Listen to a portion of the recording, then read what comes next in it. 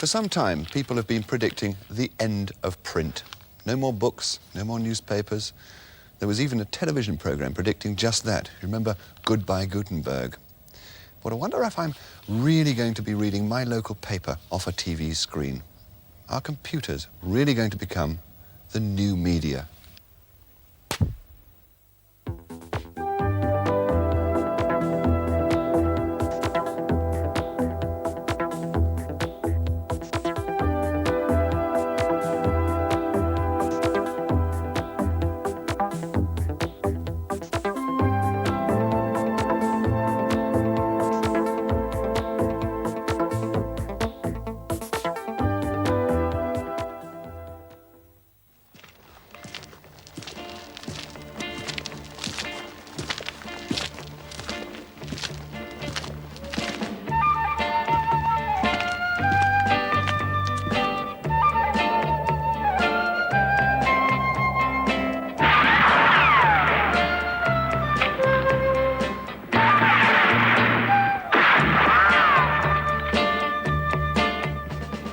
For the pioneers of the West who came from the cities to these hills in search of gold, life was rough, tough, and dangerous.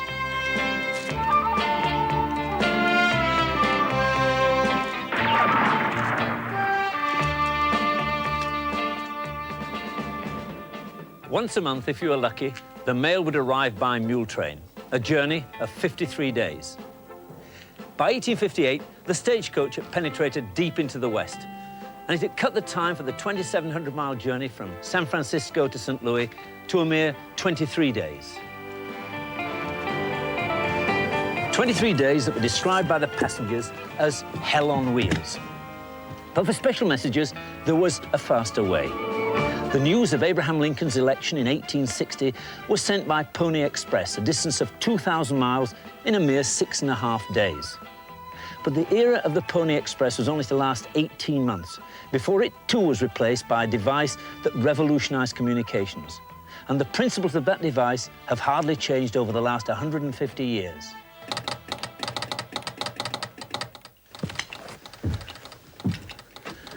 The connection to Salt Lake City is late. Can you telegraph ahead and find out what's gone wrong? Obviously, a man of few words. But he does know the code that will allow me to send a message at the speed of light to anywhere connected to the end of that wire. It's a fairly simple code, no more than a series of ons and offs, and it doesn't really matter what it is, as long as the guy at the other end understands it, and he can send a message back in the same code.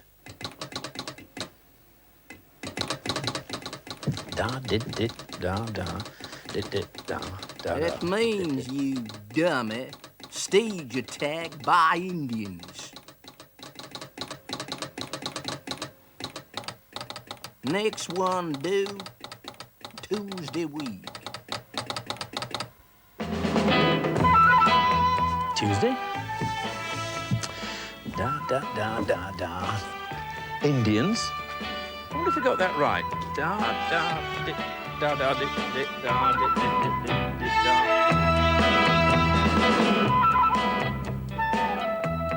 Well, today, Mac could simply have made a phone call.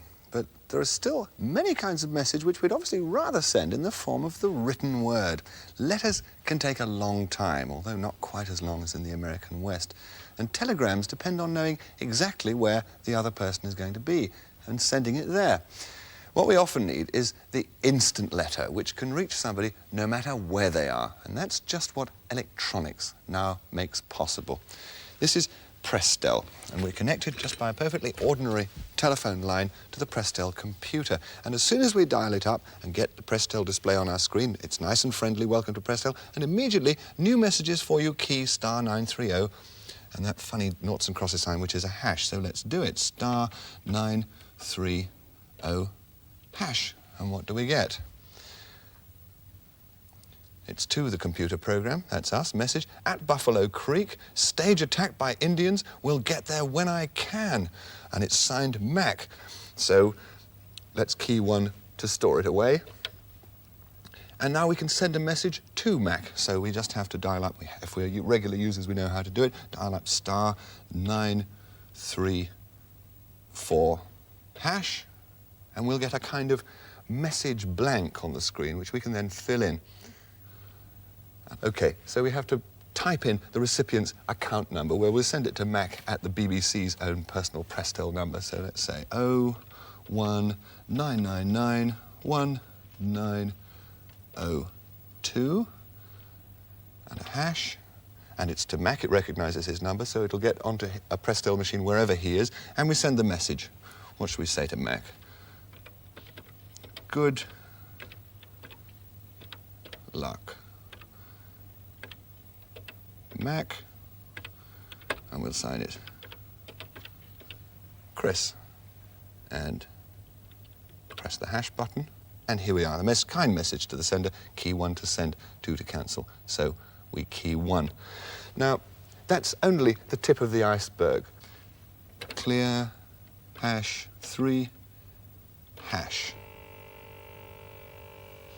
The same terminal that will connect you with British Telecom's Prestel will also get you the North Hertfordshire District Council's computer, believe it or not. Because at the same time as calculating the rates and the council payroll, the same computer will also let you book a squash court or tell you what's happening at your local leisure centre.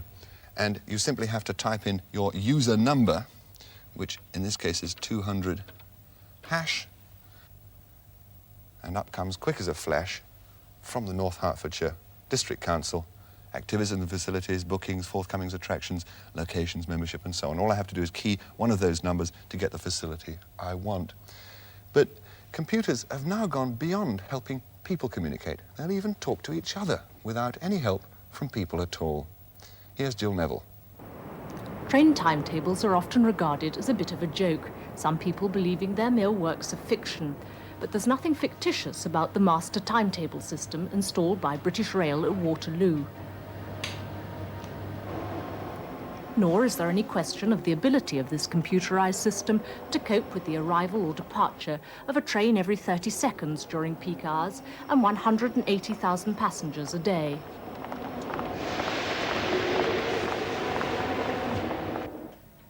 Every day, the timetable's loaded into this computer as a reference, so that what actually happens and whether people really arrived on time can be analysed and compared with what should have happened. The comparison is made by the computers themselves without any human intervention. What happens is this: each train has a scheduled running time and a stopping pattern. At various points along the track, its progress is automatically monitored and passed to this computer.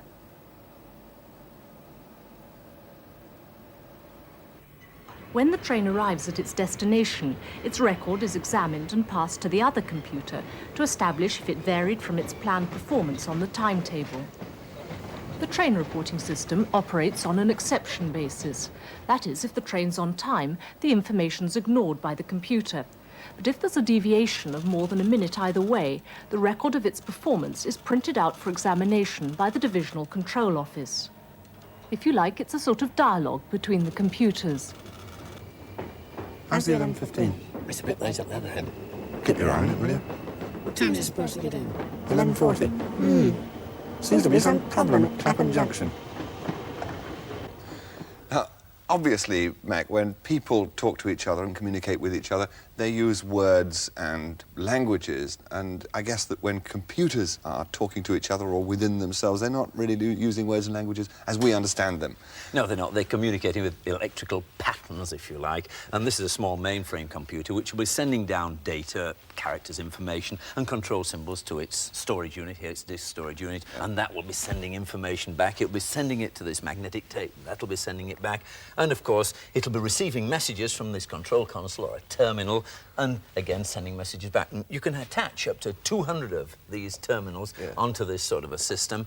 And we have another one here. Which this terminal is connected with that computer? Yes. Is there any limit to the distance that can be away? No, no limit at all, providing you use a telephone network. Right. And I think we can see this very clearly in here. You can send it, if you remember, the information is stored in 8 ons and offs, or a byte. Right. And the keyboard here communicates with the actual computer itself through this band of wire. But effectively, it's sent in parallel, 8 at a time, into the computer. Now, you can't do that over a telephone line. If that was in New York, you'd have to send them one after another. But you can think of them rather like soldiers marching down those telephone lines. It doesn't require much imagination to see what the possibilities of this method of communication could be. This is British Aerospace's new Airbus, the 146. Its wiring systems have been developed, checked or modified throughout the design and construction stages by programmers working from their own homes. They're employed by F International, a computer systems company who supplies software to industry.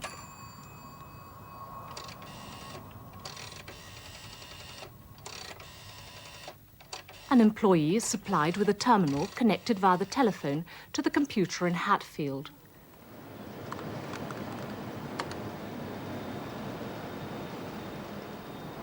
Once the telephone link's been established and the programmer has logged on by giving her password, programs can be run automatically. What's more, new ones can be written, mistakes from the previous day's work corrected, and the results stored on disk.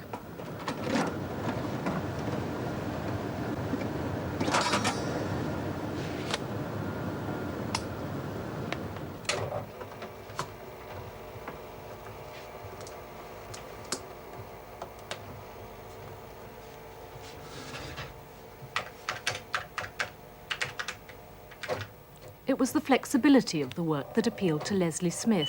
She could work from home in her own time and still fetch the children from school or go shopping without being tied to an office or office hours.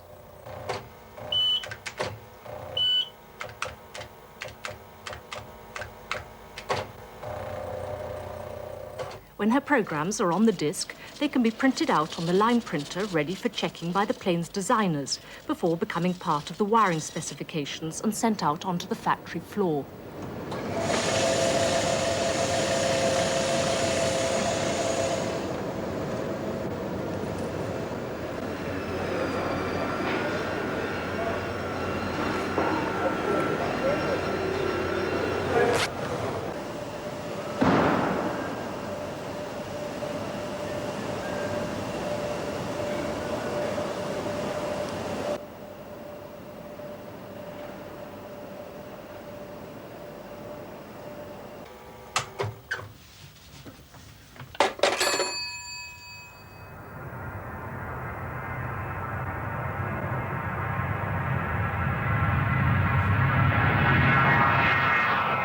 Now, all Leslie's programming was going backwards and forwards down an ordinary telephone line. Now, that's quite a thought, because it opens up all sorts of possibilities. You may not think the average householder would have much need to access a database, but here's a database that everyone wants to access from time to time. It's a telephone directory. Now, in France, the post office wants to put the telephone directories for the whole country onto a computer and have a terminal in every home and office. Now, like the printed telephone directories, it'll be supplied free. Now, the first stage is already in use in parts of France, and we are, at this moment, connected to it. Now, we've dialed through and we've got a summary, which gives you the facility. It's even got an English language version and a Spanish language version. Well, the English language one is number 3, so let's press 3 and send and see what we get. Here we are. List of services. Let's go for the name first and see what choices they offer us. As with a lot of computers, you get a sort of multiple choice thing. You just have to press a number. Now, here we are, a little form to fill in. Name. We're going to look up Monsieur Martin as an example. There we are. Martin is typed in. Press next. And it's received it. For persons, do not indicate the first name, but only the name. But it wants to know the locality. It's asking you to put in the name of a place. So let's put in Rennes. Suppose I don't know how to spell Rennes. I shall just put R-E-N and send. And it even corrects my spelling. R-E-N-N-E-S is how it should be spelled. Now, there is at least 30 answers. The French directory says we don't want all 30 of them. Let's see if we can narrow it down a little bit. So let's put in an initial. His first name begins with S. So S and send. And up should come the directory. And there we are. There are 3 S. Martin. Serge Martin, Simone S. Martin, and so on. Now, in Germany, if you want to do your shopping or even pay all your bills instantly from home, Bildschirm text gives you that facility. If you know the telephone number, you can even reach it from here with an ordinary press-tel adapter, which is what we've done. Now, we've gone through the Bildschirm text network at this very moment, and now we're directly connected to the computer of a large German bank. And this is what an instant electronic bank statement looks like. Now, if we want to pay a bill, we just go to the appropriate page.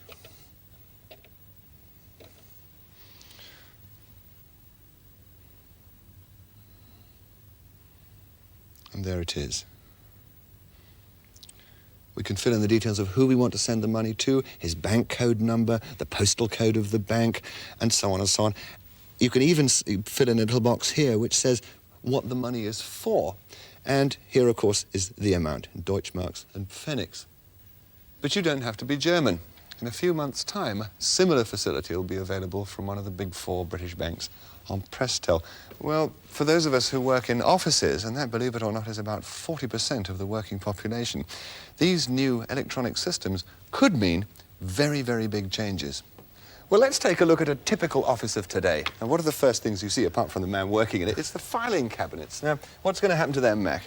Well, most of them are going to go, Chris, along with invoices and bills. Those are all going to be sent through by the computer. What about our old office friend, the faithful typewriter? Are we going to say goodbye to that as well? Well, they're largely being replaced today by word processing equipment, and that's going to be enhanced with graphic output, with being able to connect it to the mainframe computer. So a secretary's job will really be enhanced as she's able to help her boss in understanding the sort of speed at which his business is changing.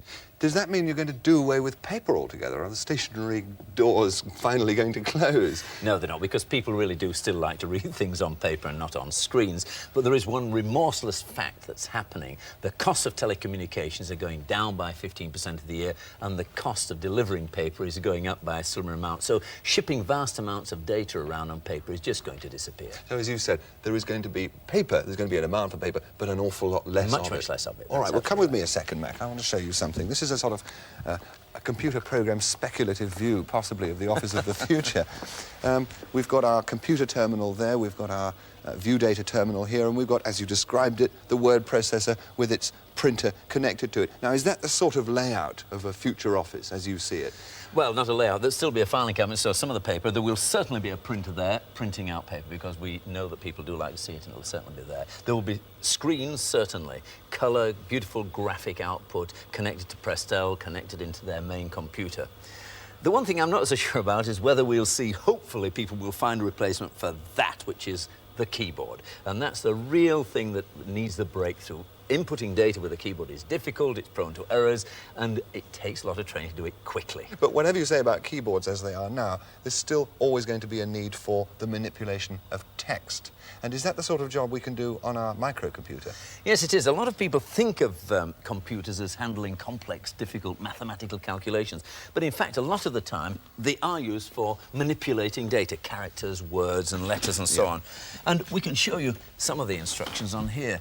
You recognise that? I'm beginning to recognise what looks like the beginning of a program, yes, a computer program. Well, the first one is probably new to you. It's CLS, which is a very nice way of saying clear screen. And it means when you run the program, it just wipes out whatever's on the screen, so you start off with a very clear screen. And that's a bit of your standard basic... That's right, yes. ...computer jargon. Well, I think I recognise the shape of the next one anyway. Print quotes, what is your word? That means that when you run the program, the first thing it'll do is print on the screen the words, what is your word, question mark. Right, OK. yes. And input word string is telling the computer to expect a word, a string of letters making up a word. Which in future you'll be able to refer to as word string, and it knows where to find out what you put in. Okay. Now, what we're going to do is to write a little instruction which tells you how many characters there are in the word that you've put in. So we can do that with the next instruction. All right. It's print. Print. A famous instruction. Yes. In quotations. Yes. The length of your word is...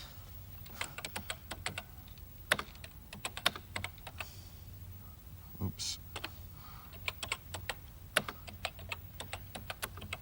Yes. Now, and close the quotes. Right. Len word. Now, len is one of these abbreviations for length of word, and length will simply give us the length of, or the number of characters in your word. So we type length, but we don't type length, we type the abbreviation len. And then the name that we've given it, which is word string. So it's len space word string. And that simply counts the number of letters in the word? In the word, yes. Right. So it's very simple. If you hit return, then run it. Oh, Yes. right. Well, Arthur. That's a word. Right, carries return, or return. Oh. The lengthy word is 6, which is the number of characters in Arthur. 1, 2, 3, 4, That's very 5, 6. clever. Well, of course, you can't show a whole programme. We're showing little bits of instructions. That was a single instruction, if you like, which did that. But I have got a little programme here and a floppy. This is the little floppy the famous disk. floppy disk. Yes, which we can put in here, close it up, and then we type load quotation marks text, which is the programme we've got on the floppy. Yeah. Carries return. And there it is reading, Yes. and it's already in. So now what we're going to show you, if you run it, type run, and you'll see some text coming up now. There's Right. the text. Okay. And you can see at the end here, it's all higgledy-piggledy. They're not lined Oh, it's up. as if you typed it on a typewriter, Yes. and the left-hand margin is straight and the right-hand margin is always all crooked and indented. Yes, Well, it's okay. one of the jobs a sort of word processor would do, which would have to count these letters and then work out how to shorten them to make all these correct. This is actually the sort of job that an expert compositor in a printing works would spend hours putting little slivers of metal in between the Yes, metal that's type right. blocks to get it straight. Right. Now, we've written a program here that does that, and we simply hit a key, bing, there's it done. Well, it's obvious from what Mac's been saying that the computer provides an immensely powerful means for handling communications, but so much so that, as I said at the very beginning of the programme, some people have prophesied a complete change in our way of life. For instance, people, it's been said, will no longer go to offices to work. They'll work from home. Shopping and banking can be done from the comfort of your own terminal, right next to your own armchair. There'll be no more letter post, no more newspapers, no more libraries. But how realistic are these predictions? Rex Malik.